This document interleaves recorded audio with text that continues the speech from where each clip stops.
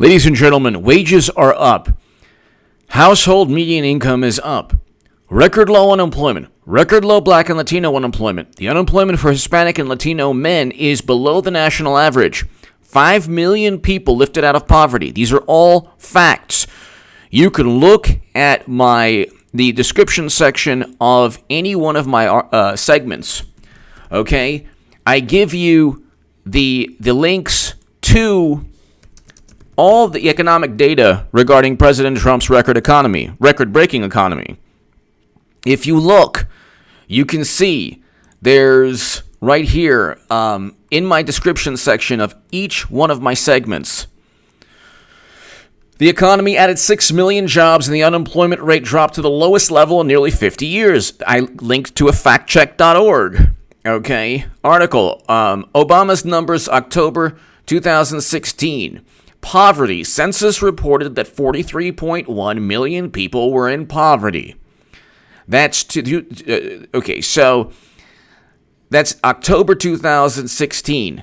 43.1 million people.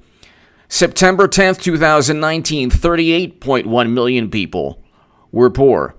In Trump's economy, 5 million people in less than 3 years were lifted out of poverty. And that's the greatest, that in just a 3-year span. President Obama never had a 3-year span where 5 million people were lifted out of poverty. 43.1 million people living in poverty in 2016 compared to 38.1 million people living in poverty in 2019. This is one of the reasons why, if you were a Bernie Sanders supporter, you should vote for President Trump. I explained that in The Federalist. But ladies and gentlemen, I've told everyone that one of the great reasons to vote President Trump is the economy. His economic performance, 6 million jobs created compared to 8.9 million in 8 years under President Obama. So the poverty rate went down. In 2016, 12.7% poverty rate. In November 2019, 11.3%. 5 million people lifted out of poverty. 6 million jobs created compared to 8.9 million jobs created under President Obama. In 8 years. So he's on pace to shatter President Obama's job creation numbers. Why am I bringing this up? Because today, President Obama wanted to take credit for the economic boom. Trump campaign fires back after President Obama claims credit for economic boom. Then President Obama tweets out, and you never get the fact checks, factcheck.org, and you never get the Washington Post with the Pinocchios. They don't go, absolutely manic over President Obama's tweets that aren't accurate. 11 years ago today, near the bottom of the worst recession in generations, I signed the Recovery Act, paving the way for more than a decade of economic growth and the longest streak of job creation in American history. No, Bush started the bailouts. So if you want to talk about a Recovery Act that was just pumping money into failed banks, Bush started that. Bush bailout, $700 billion. This is just logic. The Emergency Economic Stabilization Act of 2008 was signed by President Bush. Bush was the worst president we've ever had, ever in our history. He was the worst president ever. But you can look, and Bush signed $700 billion financial bailout, October 3rd, 2008. President Obama wasn't president, So prior to the legislation that President Obama claims, set the country on course for, amazing recovery, Bush already signed the $700 billion bailout. So just use basic logic. Basic logic dictates the following. If you want to credit President Obama for getting us out of the recession, then you must credit Bush. First of all, it didn't take a rocket scientist. These were failed banks. They pumped money back into the banks because these banks were doing things that they shouldn't have done. And that's it. They pumped money back into the banks. They pumped money back into the system. And the federal government loaned the money, pumped the money, and then got the money back, whatever. But when did it end, the recession?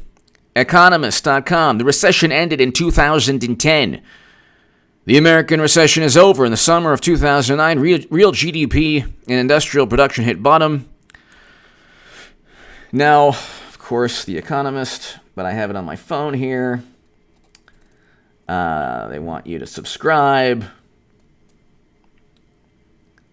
They want me to subscribe on my phone.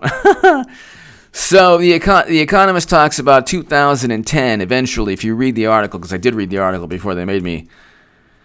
2010, end of recession.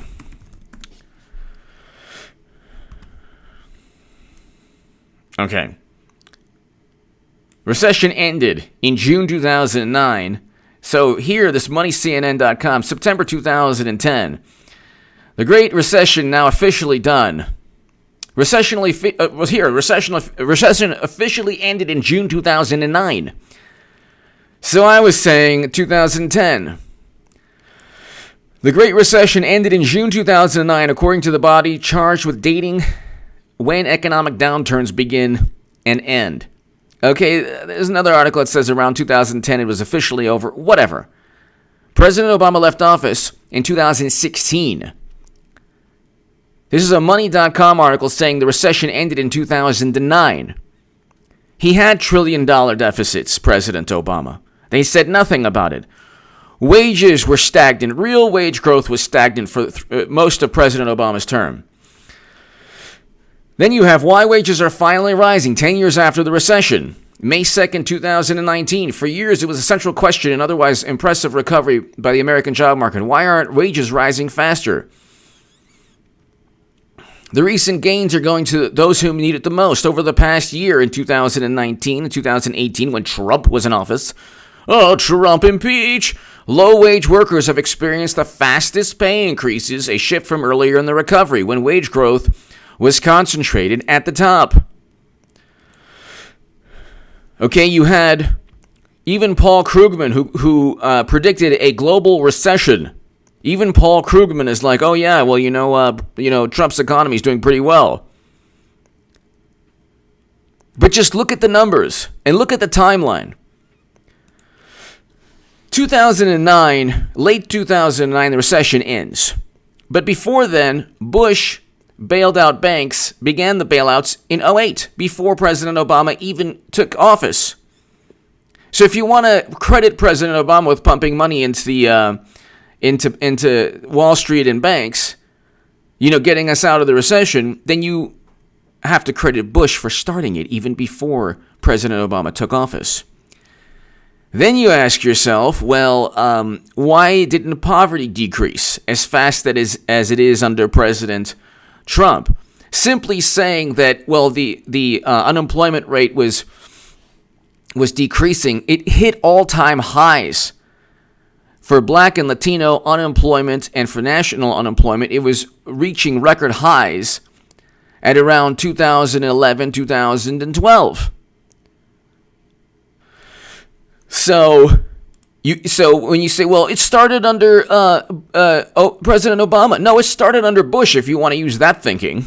If you want to use that thinking, the recovery started under Bush. He's the one who bailed out the banks. But here, Federal Reserve, St. Louis Federal Reserve, you can look at the charts. St. Louis Federal Reserve Bank charts here. The graphs, economic data. Okay. Unemployment rate, if you look at if the recession ended in 2009, okay, unemployment rate was still higher in 2010 than it was in 2009. Okay, well, it wasn't. So which one is it? Well, what started under President Obama, the economic, unemployment went down. Yeah, unemployment was going down. In 2016, April 2016, the unemployment was 5%. Okay, 5%. It is now 3.6%. Okay, you're not assured that it would have continued to go down because the GDP was anemic under President Obama. The GDP was supercharged under Trump, and you had people being lifted out of poverty. So GDP was what, 1.6%. 1.6% in 2016. Yeah, it was 1.6%. Then you have it moving up big time with Trump. But you don't look. The Federal Reserve of Dallas Federal Reserve said, they say, well, you know, the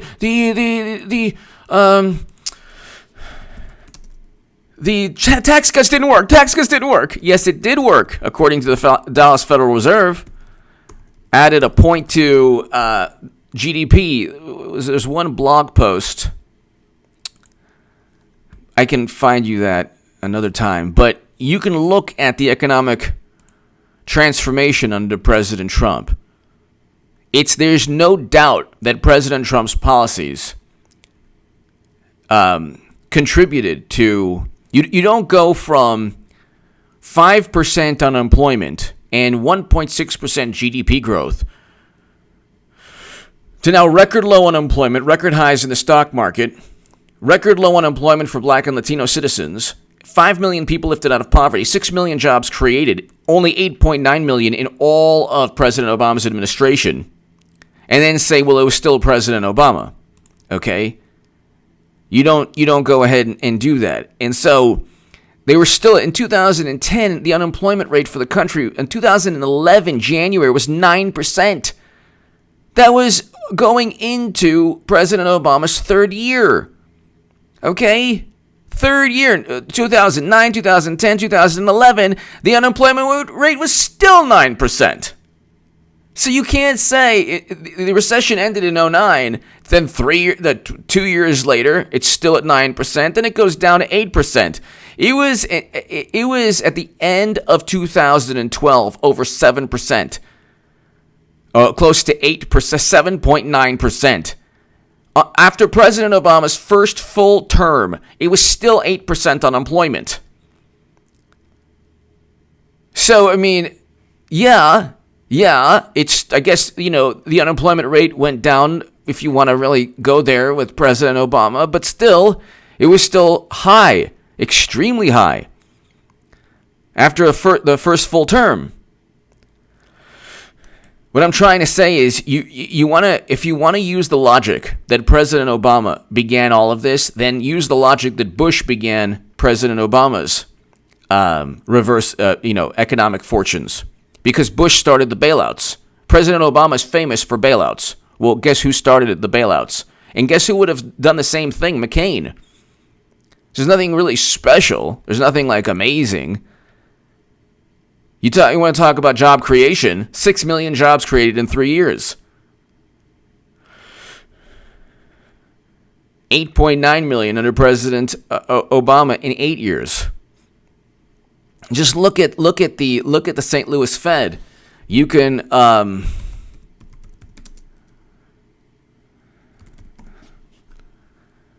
unemployment rate, and this is why Democrats are petrified.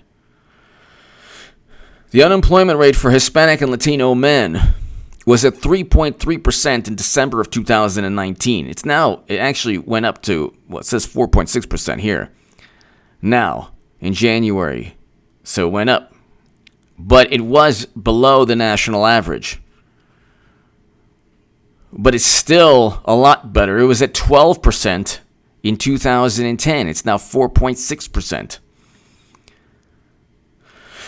So for some reason this month it went up to from 3.3 to 4.6%. But you can see it goes up and down here. It hit record lows under President Trump. This is why they're petrified of Trump.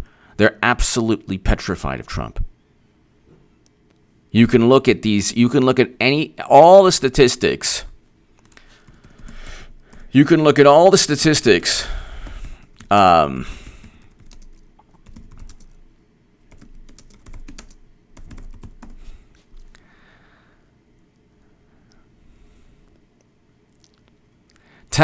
Trump tax cuts boosted Texas economy in 2018. I'm trying to find the Dallas Federal Reserve.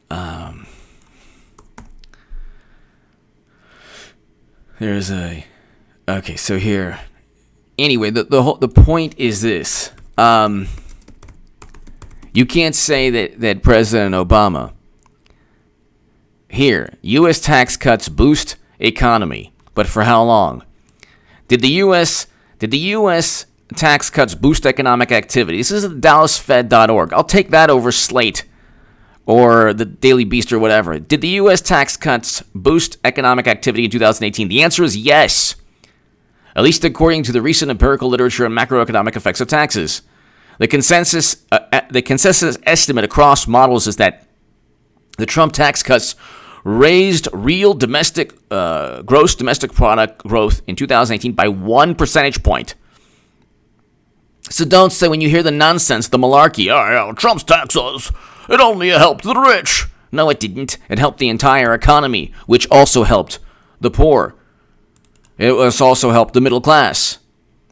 This is the Dallas Federal Reserve, Dallas Fed, and this is a blog on the Dallas Fed site. I think they know what they're talking about. So give me your thoughts below. I'm going to put this in my description also. Give me your thoughts below. You get this malarkey, this nonsense that, Trump's, well, none of his policies worked. Oh, yeah, his policies worked. The tax cuts did work. And it wasn't just the top 1%. The top 1% always benefits more than anyone. In President Obama's recovery, the top 1% benefited faster and greater than most than all other Americans. What do you want? They utilize this as like this straw man argument. The issue is not whether the top 1% benefits. I don't care if they benefit. I don't even care if they benefit more than everyone else, if everyone is benefiting exponentially. You're never going to get an economic situation where the top 1% benefits less than people at the bottom of the economic ladder, unfortunately. That's just not what's going to take place. But you have a great economy. You have record low Black and Latino unemployment. At one point, the unemployment rate for Hispanic and Latino men was below the national average. You have core demographics within the Democratic Party that they rely on to vote. The Democratic Party relies and demands and will not exist without the Black and Latino vote. But if there's record low unemployment and household median income is up, and Trump's tax cuts did boost the economy, especially by 1 percentage point in 2018, then how can Democrats demand, even if they call Trump racist? Well, okay, he's not. That's absurd. He never said both sides were good people, fine people. It's all nonsense. Notice how they never played the clip. He never said, nor did he mean, the Tiki Torch people were good. He was talking about conservatives who wanted to keep up statues, not the Tiki Torch people.